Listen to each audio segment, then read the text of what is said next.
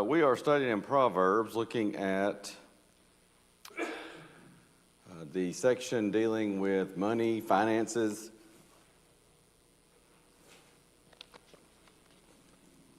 And looking at the wisdom offered by inspiration pertinent to money and or finances. So chapter 15 is where we left off. We're just going to pick up right where we left off. Is it 16? No, 16. I was about to say that doesn't sound right. 16 and 17. We just ran out of time after 15 verse 6 last week. In the house of the righteous is much treasure, but the revenues of the wicked is trouble. We talked about that. And, again, just maybe sort of a figurative meaning in that one there in verse 6. But getting to 15 or 16 and 17 of chapter 15, it says, better is little with the fear of the Lord than great treasure and trouble therewith. Better is a dinner of herbs where love is than a stalled ox and hatred therewith. So this seems partially at least to be explaining, I'll scroll back up a little bit, partially at least, if not basically in whole, to explain verse 15. Verse 15 saying, all the days of the afflicted are evil, but he that is of a merry heart hath a continual feast. You could almost make another major section of Proverbs. I've kind of noticed this as I've gone through. I guess it kind of falls with that first major section, self and God. But from time to time, at least time to time, if not much more than that, you'll see things in Proverbs that are kind of saying, sort of like the study we did, not original with me, but we went through it on a Sunday night, what Brother David Shannon, when he preaches it, he calls it 40 reasons people don't like you. Sometimes you'll see things like that in Proverbs, like, hey, you want to get along with people, here's advice. And we could sort of paraphrase that, don't be a jerk. Don't be a liar. Don't be two-faced. Those are things that are sure to make people, they're just not going to like you. Nobody likes a jerk. Nobody likes a liar. Nobody likes somebody that's a hypocrite, and so on.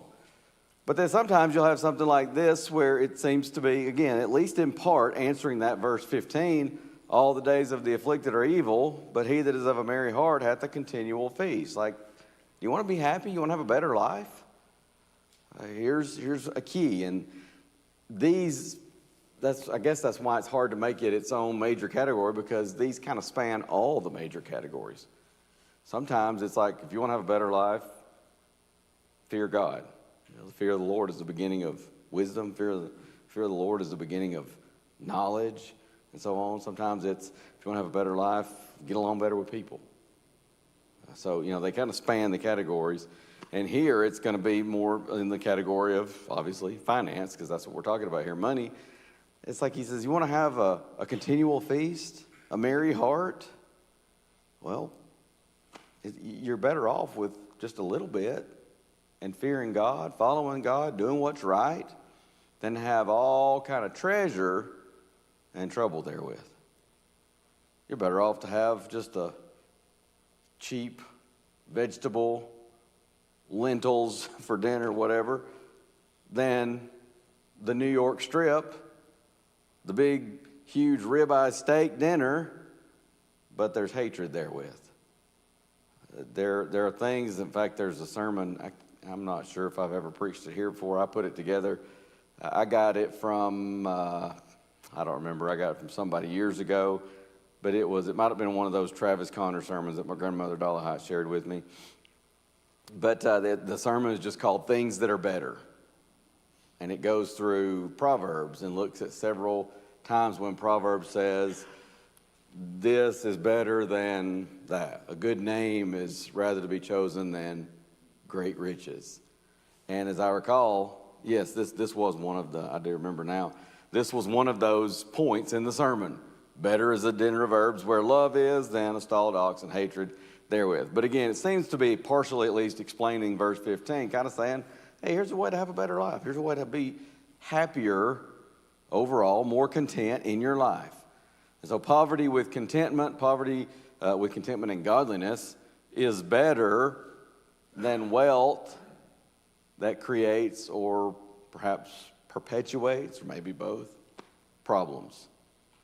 Wealth is no blessing, or at the very least, it's far less of a blessing if it's accompanied by trouble or just causes you more problems.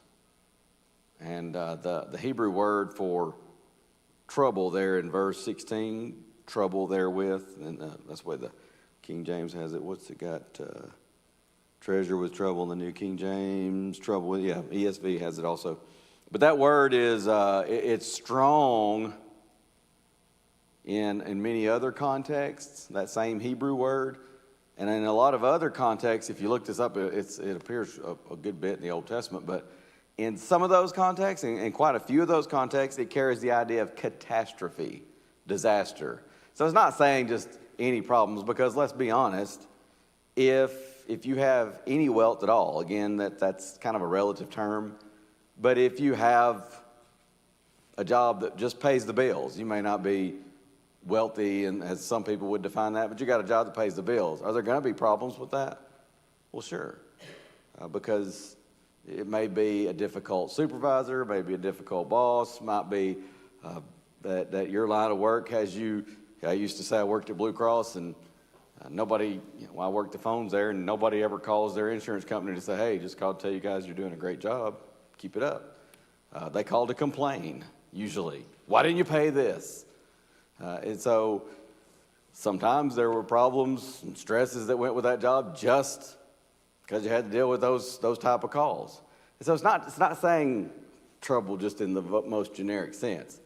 But what he's saying there in verse 16, great treasure, and we might say calamity, catastrophe type trouble therewith.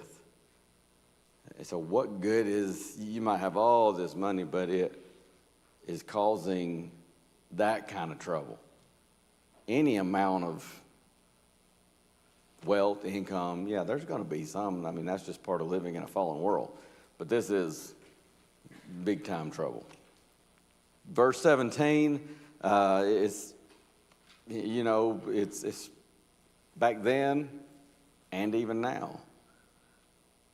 The poor, it's harder to afford the meat, or we might say the steak dinner.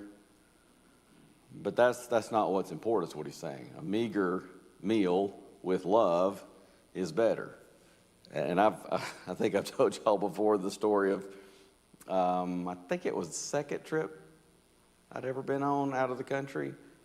Maybe third. I think I went to Costa Rica once between the two Nicaragua trips. But I'm in Nicaragua at this, and where we went, both those trips in 2016 and 2017, was way out in the sticks, just basically like a little village. The roads were all dirt. And one day Nikki Leonard, she was on that trip. She and I and Austin Fowler and some others that were in our group.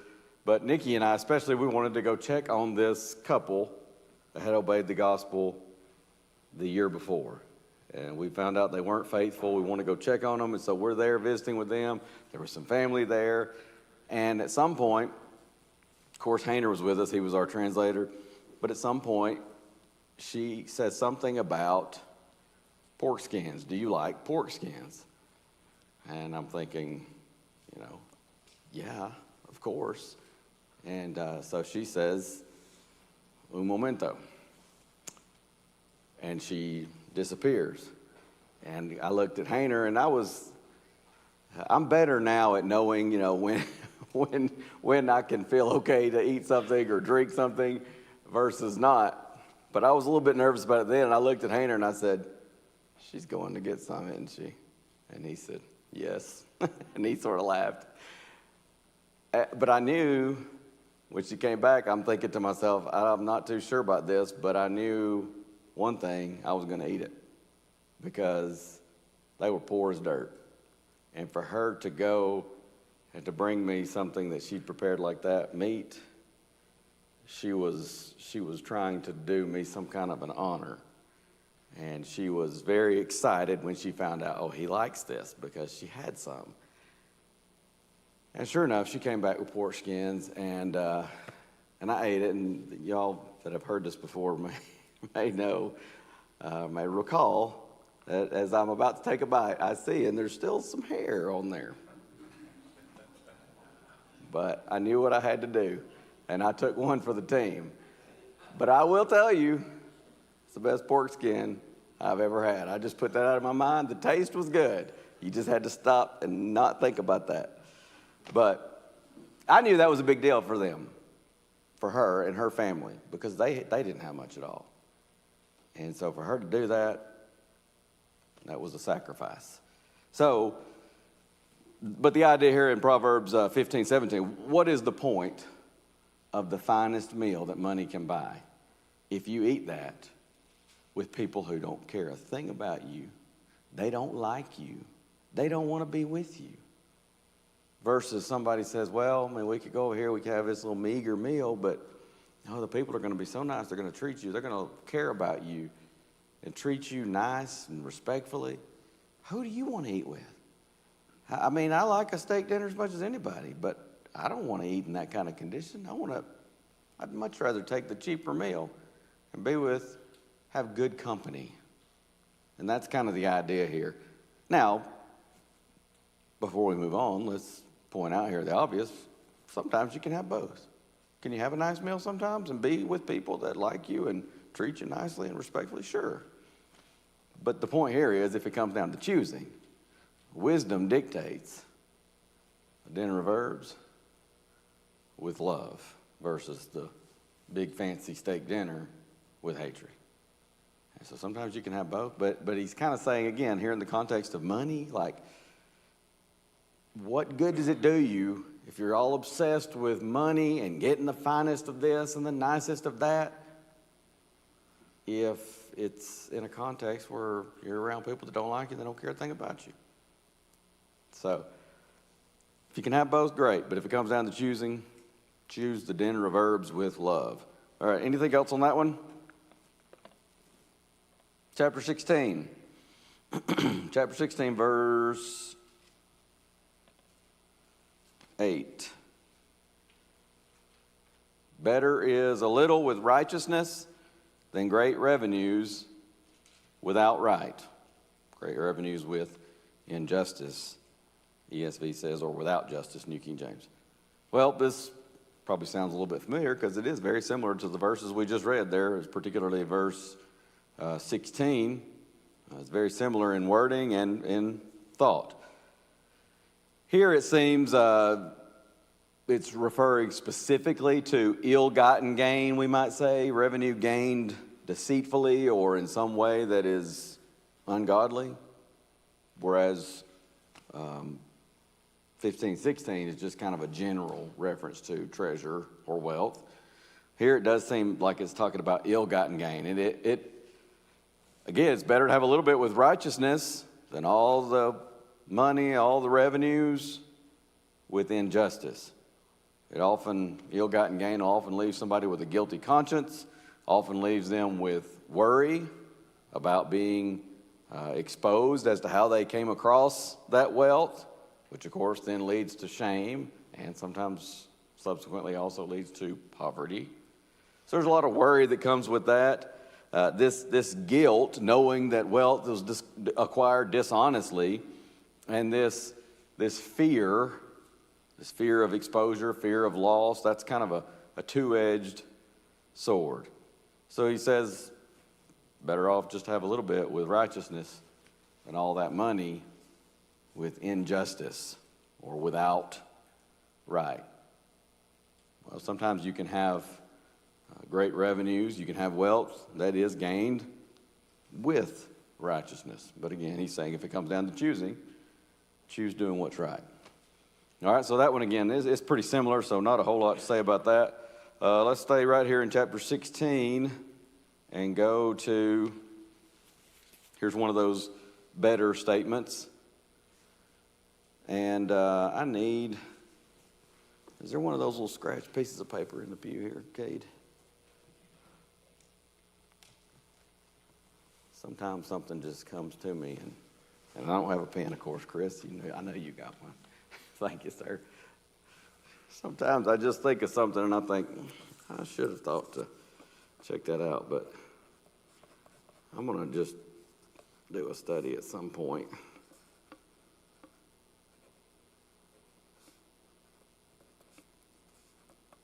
And look up various times that we find better in Proverbs. Something is better.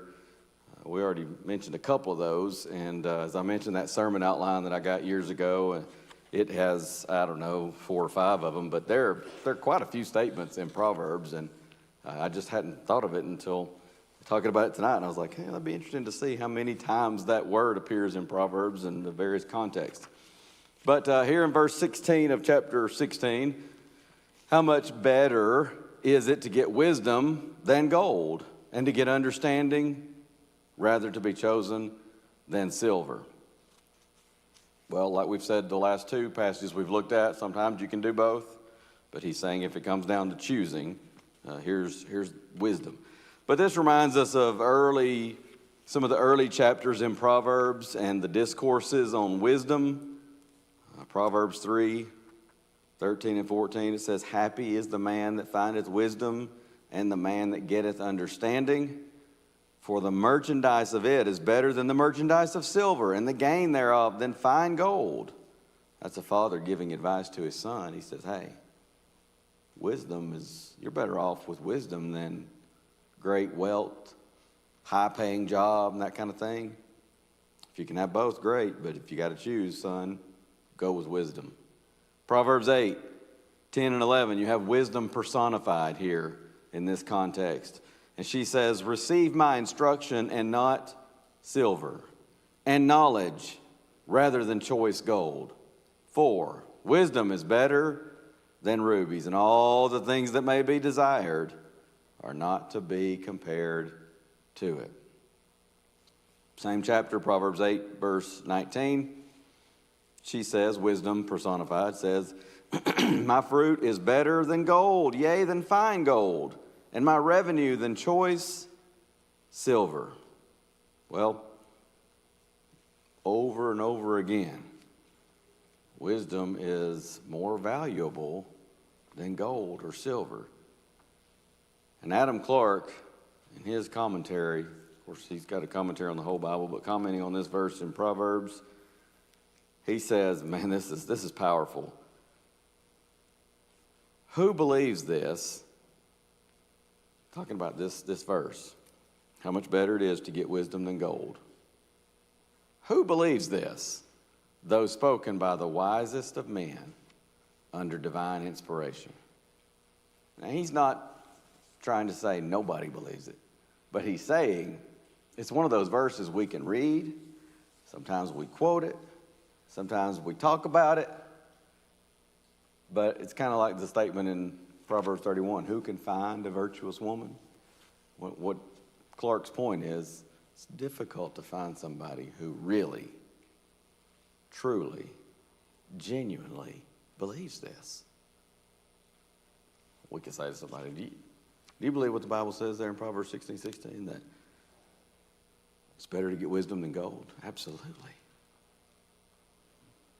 But sometimes we look at our lives and say, do I really believe that? That's a tough one, isn't it? Because sometimes we get to thinking, well, I don't know about that, at least in our actions.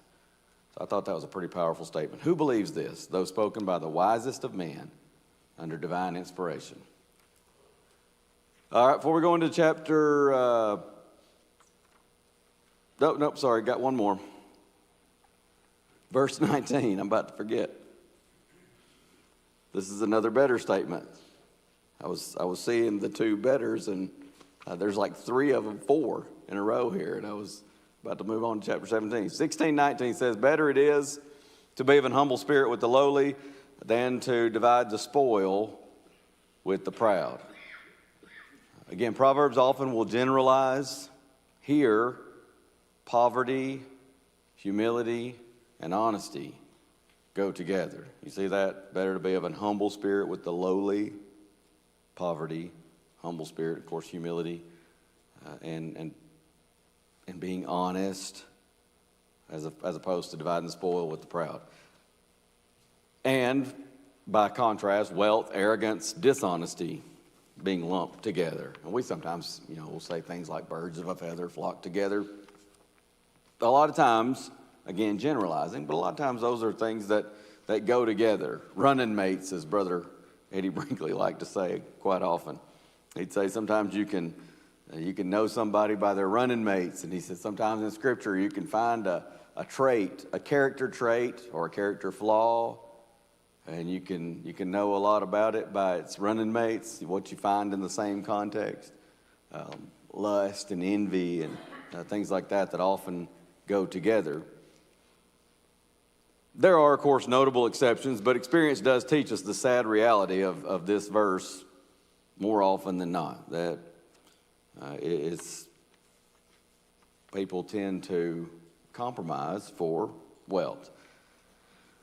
And again, you can compare the warning in Proverbs chapter 1, verses 10 through 19, the father warning his son, and he's essentially saying, to sum up those verses, he's saying to his boy, think longer term, because it's not worth it. He's saying it's going to, you got in 10 through 19 these people that are going to entice you to go out and to do all kind of things, illegal things, take advantage of people. And they're going to say something like, hey, we'll all have one purse. We're just going to split the pot. We'll divide it up evenly among us. But you know the problem with that? There's no honor among thieves. And one, if they'll go in with you to cheat somebody and take something from them, they'll just as soon cheat you to take your share.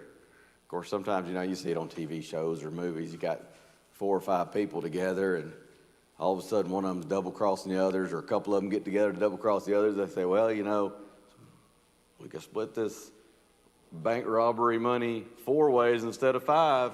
You split it 3 ways instead of 4, 3 instead of 5, whatever. And so the father is saying to his son, don't be fooled by that. It's not going to appear to be on the surface what it is. And he says something to the effect of, in vain is the snare set before a bird, to paraphrase that a little bit. And the point being there, nobody's going to come and say, hey man, let's go together. We're going to cheat some people. We're going to get some money, and we're going to split what all we get from this. But just a heads up for you, I'm going to double cross you. And I'm going to try to take your part. They're not going to tell you that. But he said that's the kind of thing that'll happen. And so he's saying to his boy, think longer term, be smarter than that. It's just not worth it. Aside from the fact that it's just wrong, it's just not worth it. Now, anything else on those before we go to chapter 17? Yes, sir. There's a guy in the church, his name was Earl West. He's a guy that wrote the Search of the Ancient Order. Mm-hmm. Well, I had him as a professor, and I had to do a lot of reading. And I noticed 2 things. There were a lot of people that were good preachers that came from farms. They grew up on farms. And I also learned that the school like Bethany College and the College of the Bible in Lexington, where we had some really good schools and trained a lot of people, I learned something.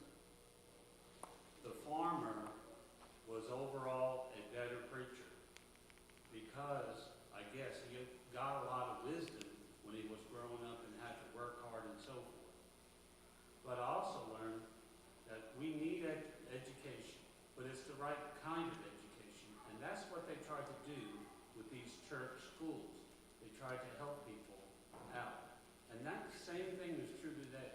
We need a godly focus and a foundation that we can build on, including hard work, discipline, and all the ingredients, because you can go from one extreme to another. It's that balance that we need in our lives. Balance is difficult. It is a very difficult thing. Jimmy, who's that preacher you were telling me about that we were talking about the other day that he would preach to his mule? His books, there's a couple of books in the library on him, but his name escapes me. He'd take out his Bible, read a verse, close it up, put it back in his bib overalls, and he'd recite it to his mule all the way down, and turn around and he'd do it again. And that's how he memorized his verses for his sermons. Was it Raccoon John Smith? Okay. And I forget, one of my classmates, we had a restoration history class where you had to pick a preacher from that time period and do kind of a little brief biography for your chapel lesson. And one of my classmates had Raccoon John Smith, and he explained, I wish I could remember it, I need to check out that biography. He explained how he got the nickname Raccoon John Smith, and I think it's kind of a humorous story. But Jimmy was telling me he'd read that biography before, and he had his bib overalls on, and he's out, plowing with a mule in the field, and he'd take out a verse and he'd read it, and he's memorizing, and he'd put it back, and he'd quote those verses to the mule, and he'd preach to the mule, and said that mule had more Bible knowledge than a lot of Christians. So maybe that's why those preachers from the farm are so much better. They spend a lot of time preaching to the cows. And my uncle, growing up, my uncle Ted, just down the road from us, he had a hog farm, and just the two of these big, like the big chicken houses today, except they were full of pigs. And he had a worker that was one of the nicest people, but he wasn't the brightest person, but he was one of the hardest working people you would ever know. And he was a very religious person. He was not a member of the church, but he was a very religious-minded person. And sometimes you could be down there with kids, we'd be playing, and you'd hear something. And I mean, it sounded like a revival going on or something. And you would realize it was Gene, his worker, and he is preaching to the pigs. And buddy, he would sometimes hellfire and brimstone to those pigs. And I wonder if Uncle Ted ever took some of them off to the slaughterhouse and said to him, well, you were warned. Thank y'all for laughing at my joke. Proverbs 17, chapter 17. Chapter 17, verse 23. It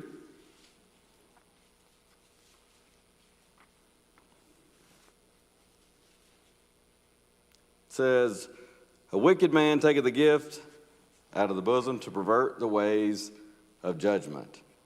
And you'll see in, both the New King James and ESV, he accepts a bribe. Sometimes, not always, but sometimes when the King James uses that word gift, it's just another way of saying a bribe. And here it is. And I like the way it's rendered in both the ESV and New King James. New King James says there, behind the back.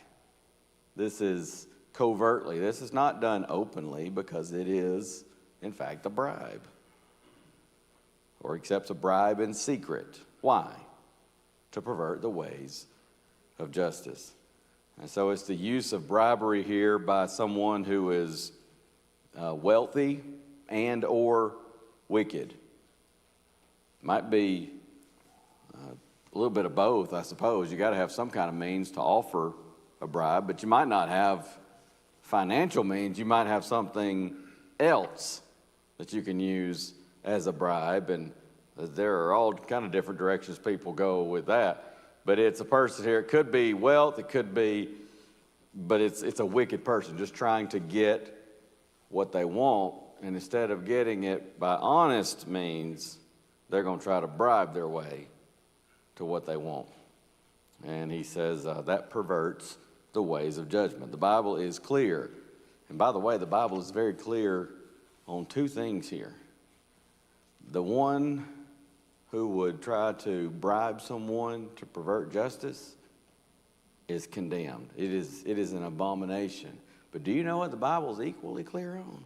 The one who accepts such a bribe is under condemnation and equally abominable.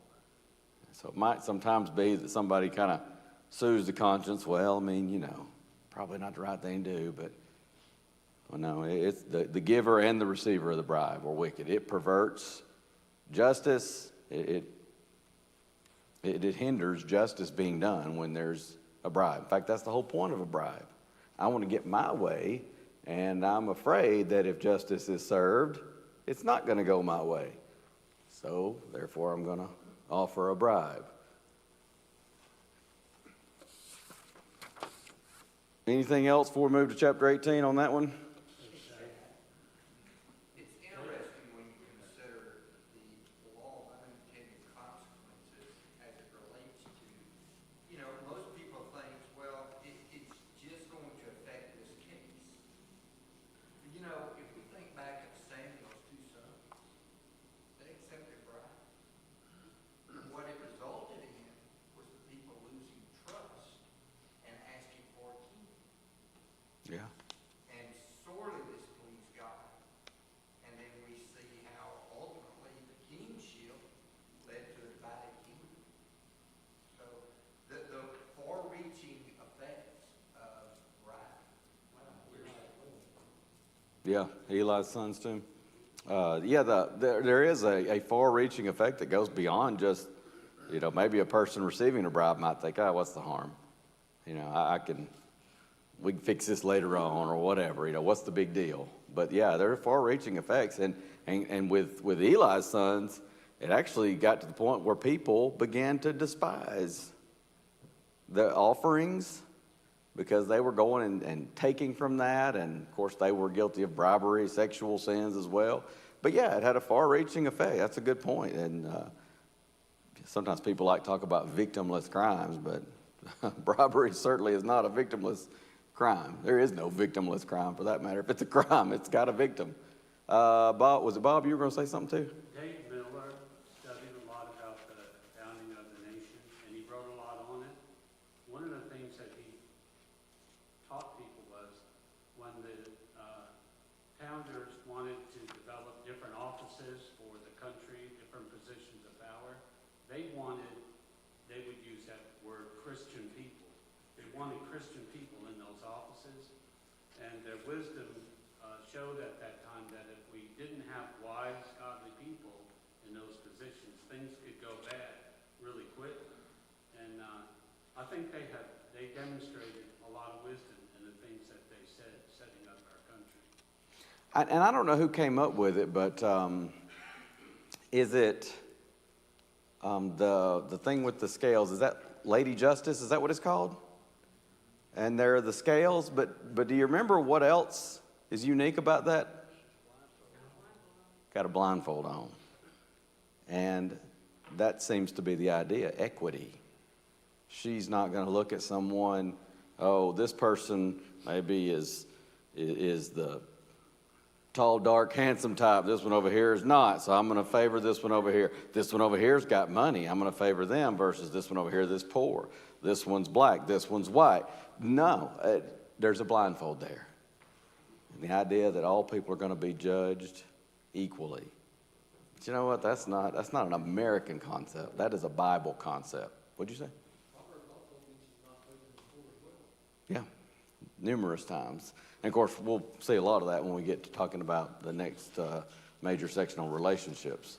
But there's a lot relative to the poor. And even under the old law, God would tell them, if you take advantage of the poor and they cry out to me, I'll hear, and I will stand up for them. And it's kind of like on an infinitely greater scale. Sometimes you see a TV show, a movie, and somebody's being picked on. The little guy's being picked on and taken advantage of, and the hero swoops in, and he's going to make sure that nobody's going to take advantage of them, and he's going to stand up for justice and equity. And everybody loves to see that in a movie, and it's hard not to get excited, even knowing that it's a fictional movie. when the hero comes in, he's going to stand up and take up for them. And God says, I'm going to do that for the poor, for the widow, the orphan.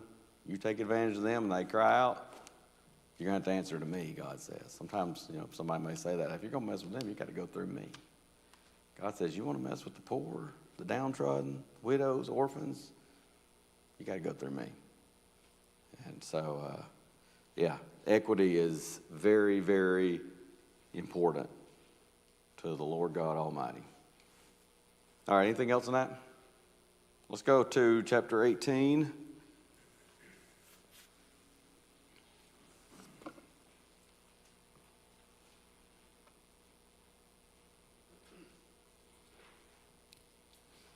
Oh, I didn't see your comment, Billy, until just now. Billy was asking a question on 16:16, I guess, right?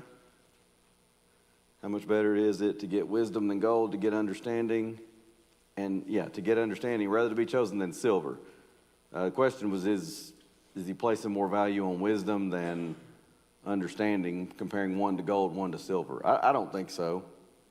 I think it's just gold and silver, wisdom, knowledge. Anybody else have anything to offer on that? I wouldn't read too much into that. I think it's just, I don't see anything that would indicate or make us think that he's trying to place more emphasis on it. Because, in fact, when you get to 23:23, we'll come to this a little bit later, but just mention it here. He'll say, buy the truth and sell it not. Buy the truth and do not sell it. New King James says, also wisdom and instruction and understanding. So he's got them all kind of on equal ground there. So I don't know that you could say.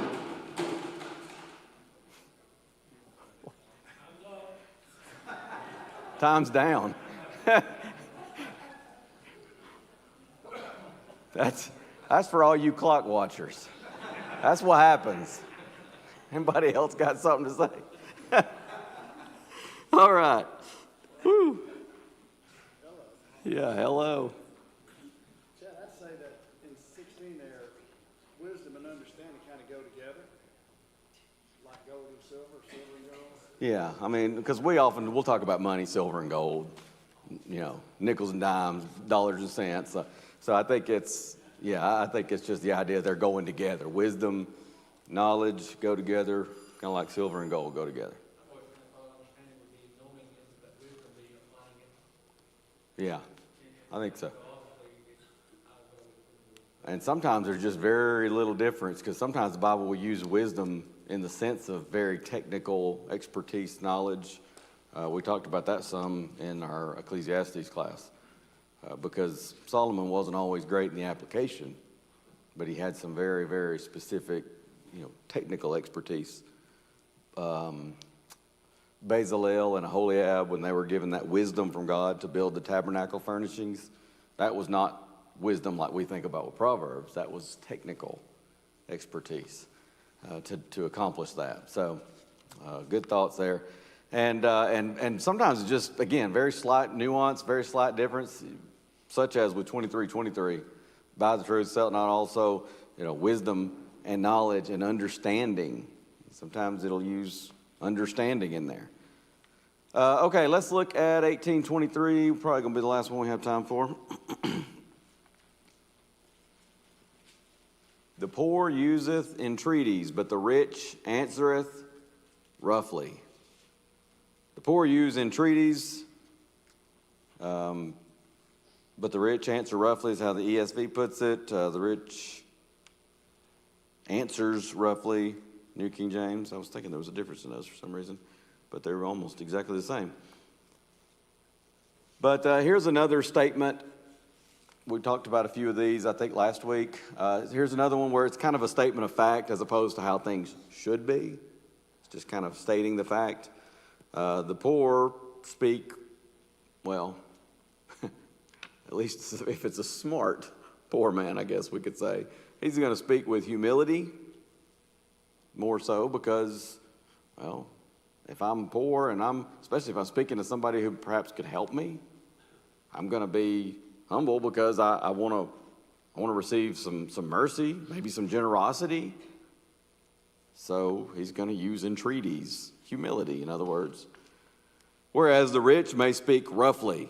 They might think that their money buys them that right. Again, it's not to say all do. There are exceptions.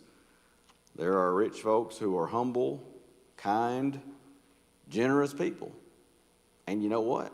There are poor folks who are rude, obnoxious, jerks. So it's not trying to say it's the way it is across the board, that, like with Proverbs, truisms.